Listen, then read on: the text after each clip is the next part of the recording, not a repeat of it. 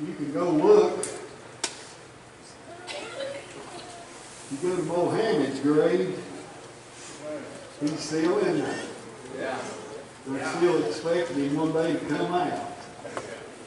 And I can give you a secret, he will. Christ said the day is coming when all that are in the grave. He'll come out like everybody else. You go and you look at Buddha, still in the grave. You look at all the different religious leaders, still in the grave. You go over to Jerusalem and you look, there's an empty tomb.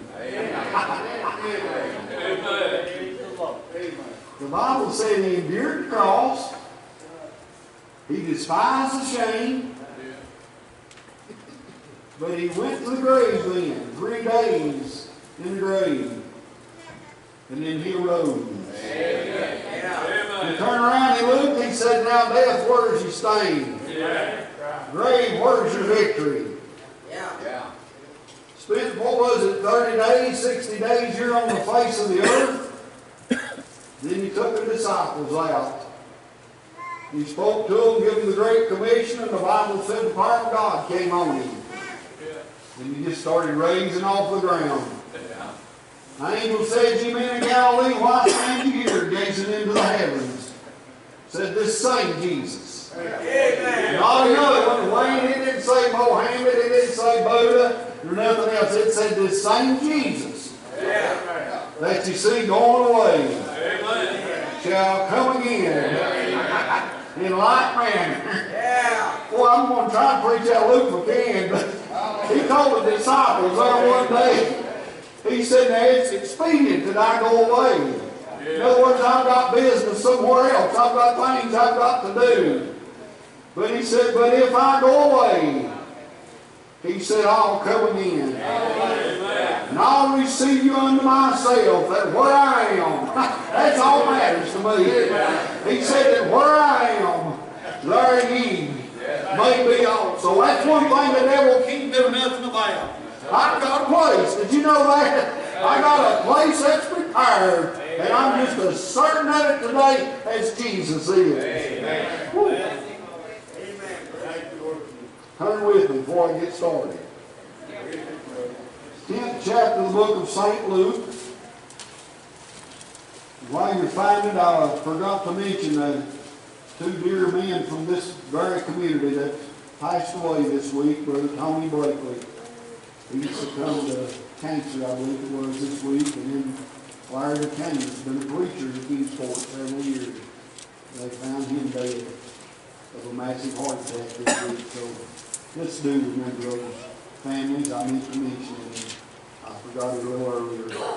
10th chapter of the book of Luke, starting at the 30th verse. And if you find it, go ahead and stand with me out of respect for God's word. And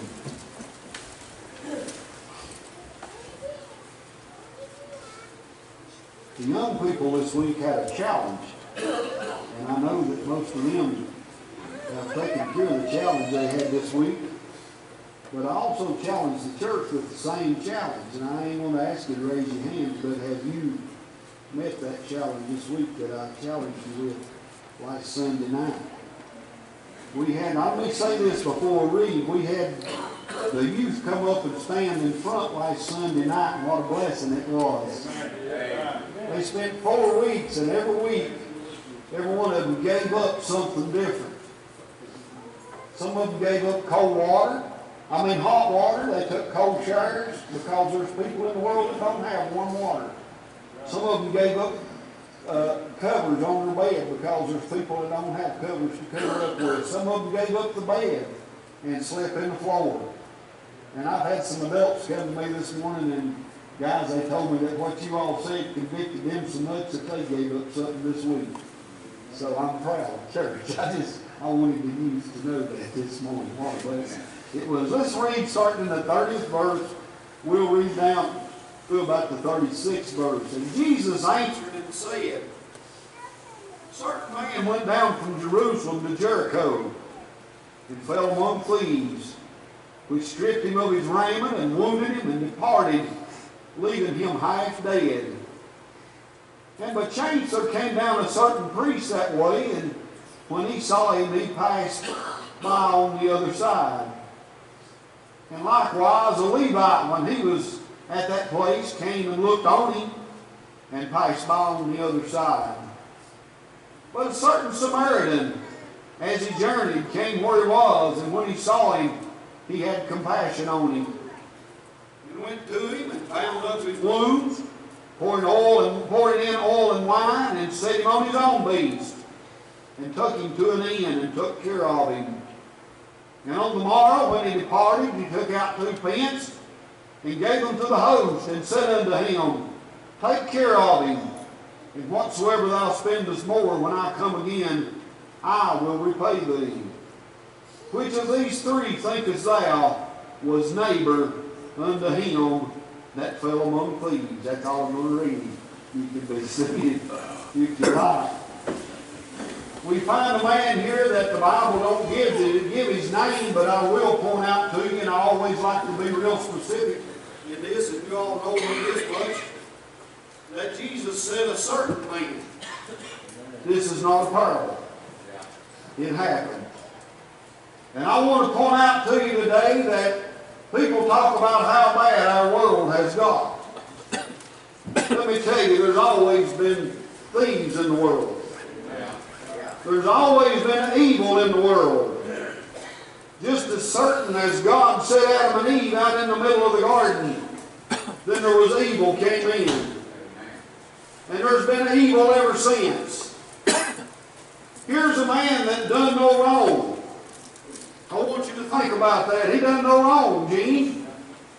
He was just traveling. And he fell on bad times. If you've never fell on bad times, you better get ready. Sooner or later it'll come your way. Because you go to the Bays Mountain Church, that don't exempt you. Because you're saved with the grace of God, that don't exempt you from living life. And there was an old proverb, and I thought about it this morning, that it says, into every life a little rain must fall. It takes the bad times to make you appreciate the good times. Did you know that? Amen. Well, I tell you what, here lately we had the driest September on record, they said. It looked like October was going to be just about the same, but suddenly God's sending us a little rain. If it rains more than 2 or 3 days, we'll be saying, Lord, I wish this rained. We'll get out of here. But I don't want to get on that. This man done nothing wrong. He was traveling down to Jericho, and somebody was waiting on him. Folks, I want you to know today that the devil's waiting on you. Did you know that? Amen. I want you to know more than that the world is out there waiting on you. And it don't matter if you're male or female, if you're pretty or if you're ugly, if you're rich or if you're poor. It don't matter if you're strong or it don't matter if you're a weakling. The devil don't choose by that. He's after you. Christ looked at Peter one day and he said, Peter, he said, Satan has desired you to sift you as wheat. Yeah. But he said, you know what Christ told Peter? He said, I prayed for you. Yeah. You reckon the Lord done any praying for you? That he'll give his angels charge over thee, lest thou should dash thy foot against a stone. I wonder how many times them angels have held to hold me up, Jeremy. I wondered about that. How many times that I was so near to danger, near to death, but they looked after us and they've held us up. Here's a man that went down to Jericho and he fell among thieves, and I wish I could go back and bring a whole lot of history, the rest of the Bible into this, but I'm not going to this morning. But I want you to know he fell among thieves, and they took him, they stripped him of his raiment, stripped him naked. The world don't care what kind of shame that you have to go through. I want you to understand that. They stripped him of his raiment. If he had anything that was worth anything, they took it. They take all of his money. They took his clothes. Today, they'll take your very life. Let me tell you, they're out there, they'll kill you for $5. It's out there today, and they don't care. There was a day that we'd take churches and we'd leave the church doors open. There's never locked. You can't do that anymore. You think about it. The world, it just seems like it's worse and worse. You say, well, preacher, that's discouraging. Let me tell you something. The Bible said that it would get waxed worse and worse. Right on up, as it was in the days of Noah, so shall it be in the coming of the Son of Man. They heaped themselves teachers, having itching ears. They've done it all. There's armies compassing about the Middle East right now. Everywhere you look, there's an army that's together, it seems like. And my Lord said, when you see these things come to pass, He said, look up, for your redemption draws nigh. Sometimes we forget, folks, that we're going to leave this place one day after a while. Our redemption is a coming. I believe there's people sitting here today that'll never taste of death till they see the eastern sky split open and Jesus Christ appear. Amen. I didn't mean to go down that route. This old boy fell among thieves, Wayne. He didn't do nothing wrong. They left him for dead, half dead, left him laying there. You think about it, and he couldn't help himself. Folks, there's people today, good people, that have been robbed of their blessings. They've been robbed of their spirit. They've been robbed, seems like, of their life. Left for half dead. You look around today, If I had time, and I do have time, but if I wanted to and I'm not going to, I wouldn't embarrass people with this. I was talking to somebody this week, and I could go around the church that we're sitting in, and I could ask different people, and I'm not going to call not everybody, but there's a lot in here. I could ask different ones, what brought you to Bays Mountain? And you know what they'd say? One of two things. Either I got terribly hurt, or just ready to quit church. And God brought me here. Yeah, amen. It would either be that, or they'd say, well, I was going to church. It wasn't church anymore. Yeah. Me and my family, we were starving to death. Amen. For the gospel. Yes, that's right. Ain't that the same shape this old boy was in? Yeah. You say, let's talk about somebody got robbed and thrown in the ditch. You better read your Bible. The Bible's never always exactly plain on what it says. It's trying to teach us something here. Yeah. Left in the ditch, left there for dead. And I want you to notice the first one that came by. I might have to take my time this morning. I want you to notice the first man that walked by.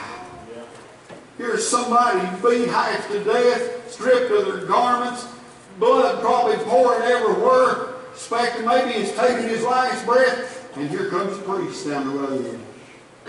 What we call a preacher. Maybe that old boy, if he's seen that priest coming, I guess he's all, here comes a preacher. Help's on the way.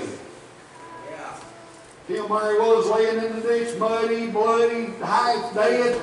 That old preacher, he saw him, knew what he'd done. When before he even got to him, he crossed over the other side of the road. He just kept walking. Looking over and saying, well, bless you, brother, I hope God sends somebody to take care of you. That ain't good enough. Well, I'll say this, I've heard it before, and don't say it, it ain't the Bible, but hell is full. Amen. Good intentions. He that seeth his brother have a need shutteth up his bowels of compassion against him. This is Bible now. The love of God is not in him. Amen. That old priest, I don't know who he was. The Bible didn't say who he was, didn't say what church he was affiliated with, nor nothing else. But I can tell you one thing, there was no love of God in that man's heart.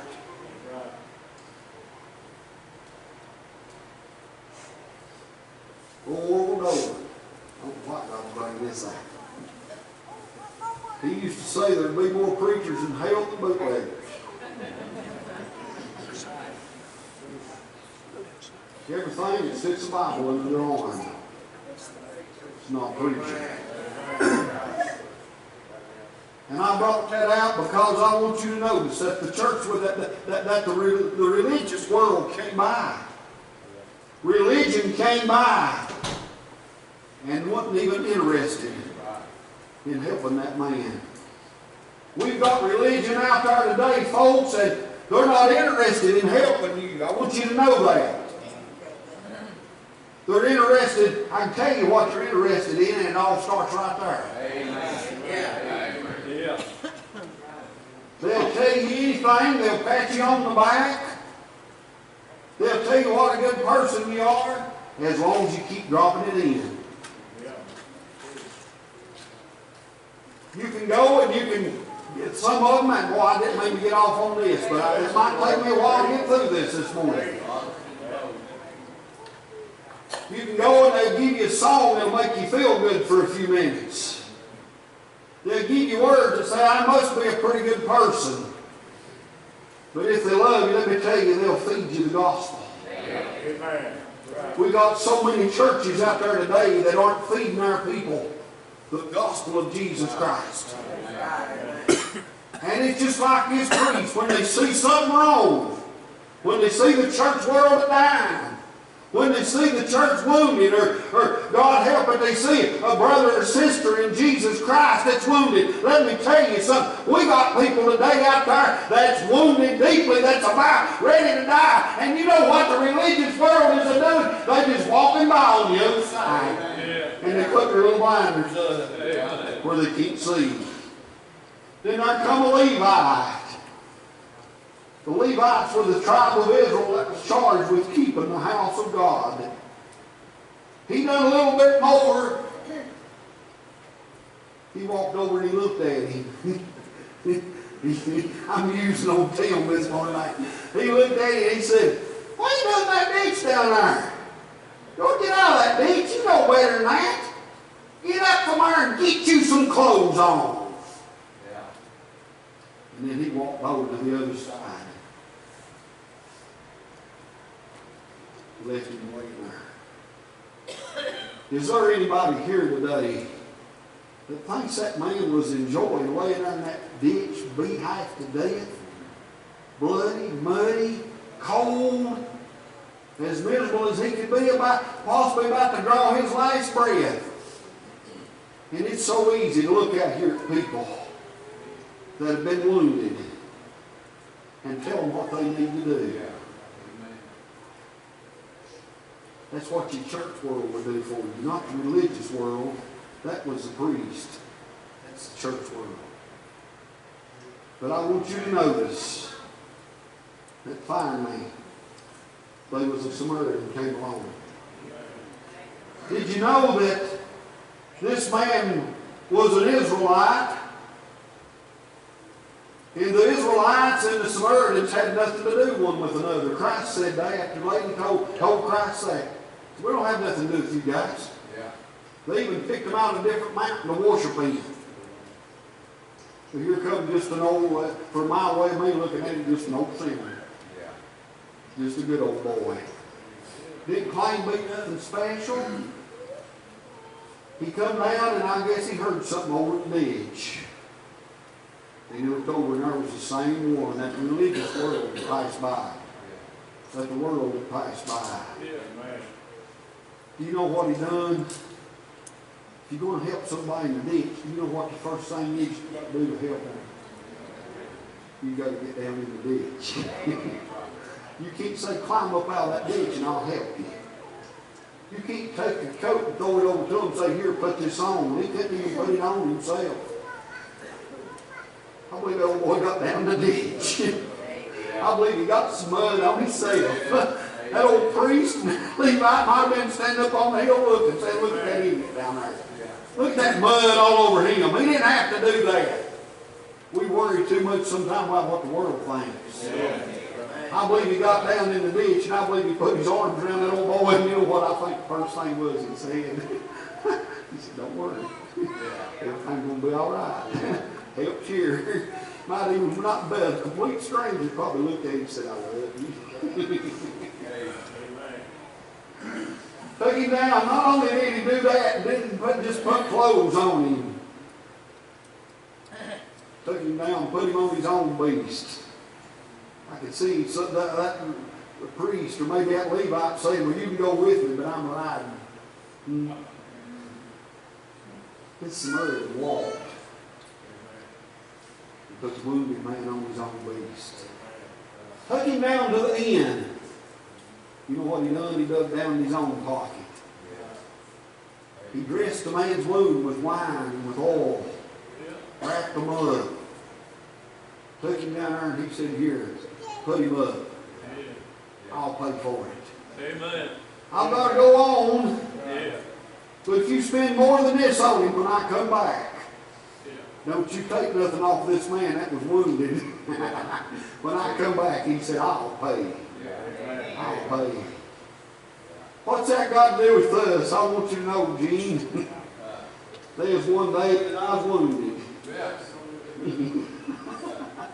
I was near unto death. Old John saw me dying and going to a devil's hell. But you know what? There's a good Samaritan.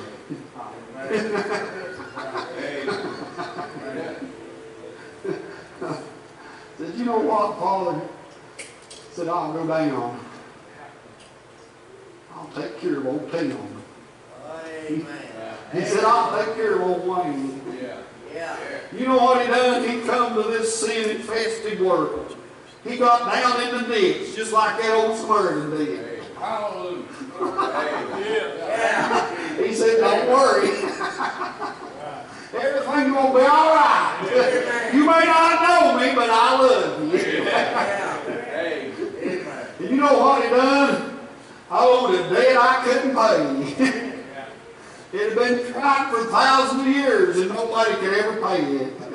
But Jesus Christ said, you might owe it, but he said, I'll pay it. And just like this old boy here, he said, now I've got to go. I got somewhere I got to go. I've got business I've got to take care of.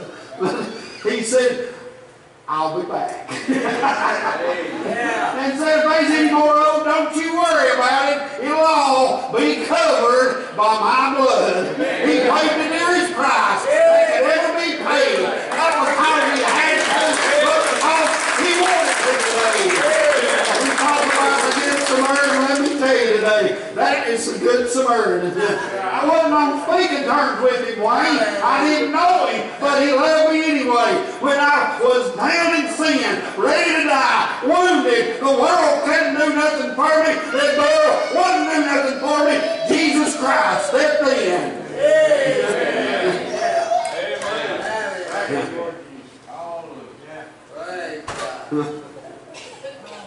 I guess I'm going to come to a close. And at that end, the Bible's solid on this.